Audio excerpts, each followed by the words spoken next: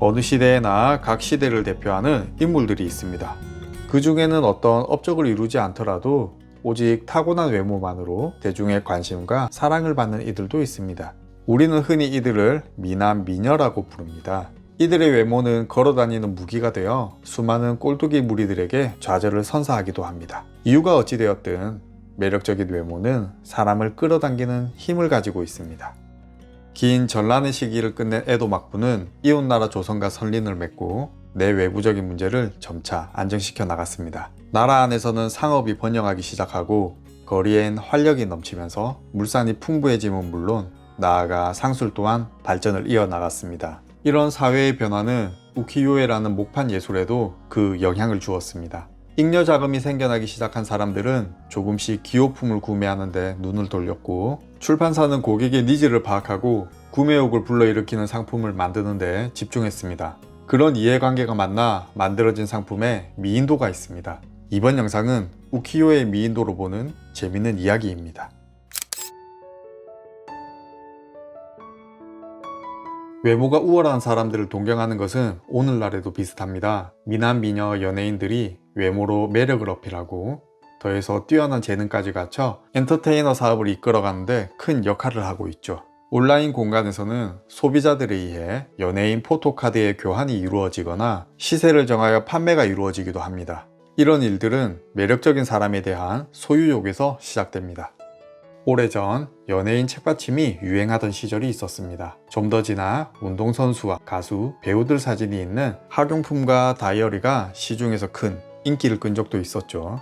앞서 말한 포토카드는 최근의 일이라지만 책받침과 다이어리의 품목에만 차이가 있을 뿐 크게 다르지 않습니다. 모두 사람의 매력을 어필하고 소비자의 호기심을 자극해 소유욕으로 이어지는 심리를 상품화한 것이죠. 과거 에도 시대의 화공과 출판업계도 이 점을 잘 알고 있었습니다. 이들은 미인도를 어떻게 이용해서 소비를 촉진시켰을까요? 우키요의 미인도를 간략하게 요약하면 민간 풍속의 미인도에서 색정적인 미인도로 변해가는 과정이라고 볼 수 있습니다. 초기 미인도 중에 시미즈라는 작품을 보시면 그림 속에 두 여인을 볼 수 있습니다. 우측 상단에 그려진 세 줄기의 폭포를 보고 이 그림의 배경이 교토의 청수사임을 알 수 있게 해두었습니다. 벚꽃은 계절을, 두 여인의 옷으로 신분의 차이를 말해줍니다. 이런 그림 속의 힌트들을 모아 사원에서 기도하고 돌아가는 길이 아닐까 하는 추리하는 재미를 더해줍니다. 일본의 민간에는 오래전부터 높은 곳에서 뛰어내리면 질병을 치료하고 연애가 성공한다는 이야기가 있다고 합니다. 교토의 청수사에 가시면 사진에서처럼 높은 곳이 존재합니다. 앞서 말한 민간 풍속이 청수사의 특정 장소에 접목되기 시작하면서 상상력을 동원한 이런 재밌는 그림이 그려지곤 했습니다. 현재도 이곳에 가시면 이 전설 같은 이야기를 쉽게 들으실 수 있습니다. 이처럼 에도 시대 여성의 삶을 그리거나 민간에 전해지는 풍속들을 인기 있는 장소에 접목하기도 하며 깊이 있는 미인도가 그려졌습니다.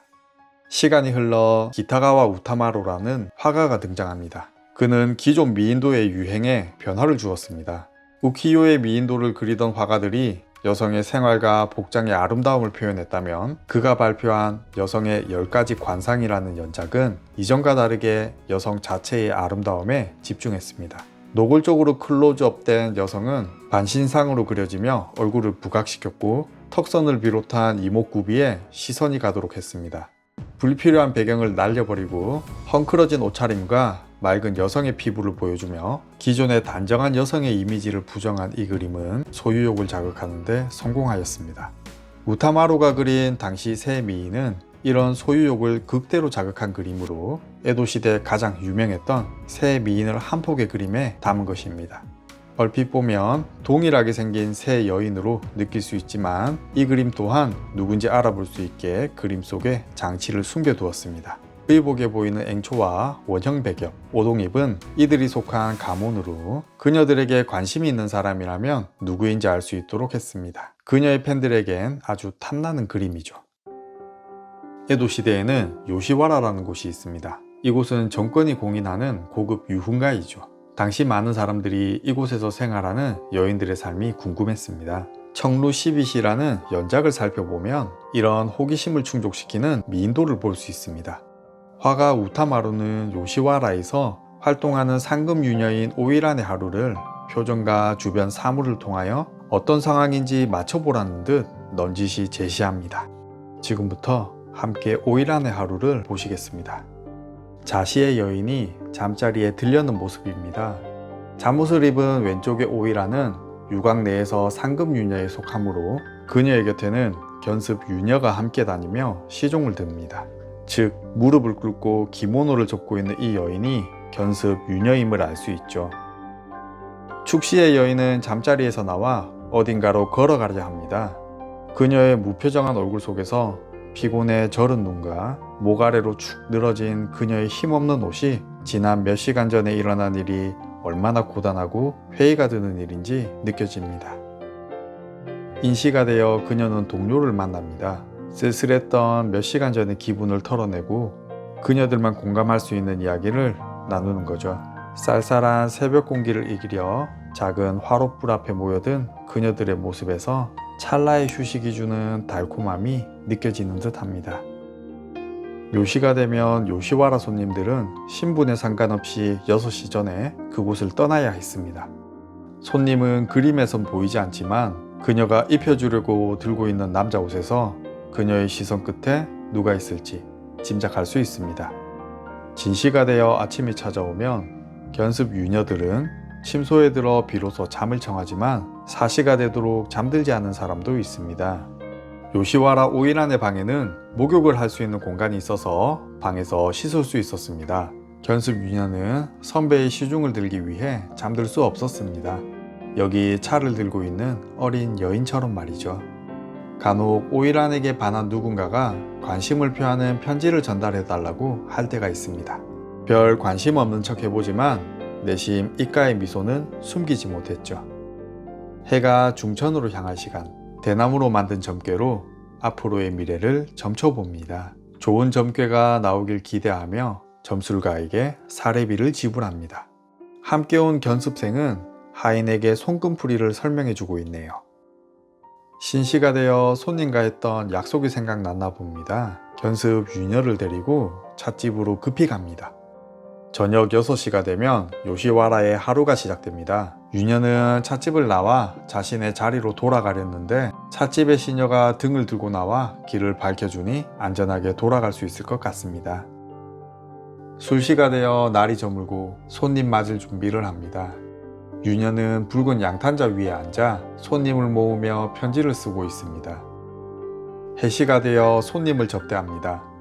꼿꼿하게 세운 허리와 절도 있게 뻗은 팔은 나를 쉽게 보지 말라고 말하는 듯 합니다. 그녀의 시중을 들기 위해 함께 온 어린 하녀는 늦은 시간에 몰려오는 졸음을 이기지 못하고 스르륵 잠이 들려고 합니다. 다시 돌아온 자신은 어김없이 고단한 업무로 그녀를 내몰았고 그제서야 내가 24시간 동안 잠을 안 자서 피곤했구나를 깨닫습니다. 여러분은 오이란의 삶을 어떻게 보셨나요? 우키요의 그림 속 묘사된 오이란의 삶에서 고단함과 소소한 기쁨 그리고 평범한 일상의 조각을 보면서 우리의 삶과 잠시 비교하며 감상하진 않으셨나요? 외적인 아름다움을 강조하기 위해 주인공을 오이란으로 선택했지만 우리가 본 미인도가 퇴폐적으로 느껴지지 않고 인생을 보여주는 다큐처럼 느껴졌던 이유는 뭘까요? 이 질문에 대한 개개인의 답이 곧 이 시대의 미인도라는 작품의 깊이를 만들어내고 현재에도 명작으로 불리는 이유일 것입니다. 에도 시대가 발전을 거듭하며 개개인이 부가 증가하기 시작하면서 이러한 작품을 원하는 사람들이 많이 늘어났습니다. 구매자가 늘어난 만큼 더 많은 판매를 위해 그 기술을 발전시켜 나가며 대량 생산에 성공한 일본의 우키요의 출판계는 시간이 흘러가며 전환점을 맞이합니다.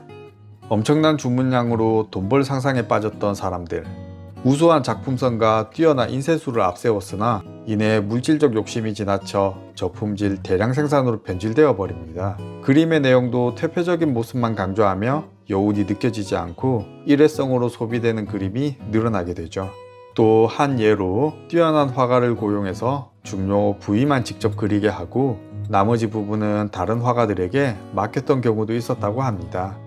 작품의 깊이가 없어지고 그저 한 번의 유희로 전락해버린 우키요의 미인도의 유행은 과거의 영광을 뒤로한 채 대중의 관심이 식어가며 쇠락의 길로 접어듭니다.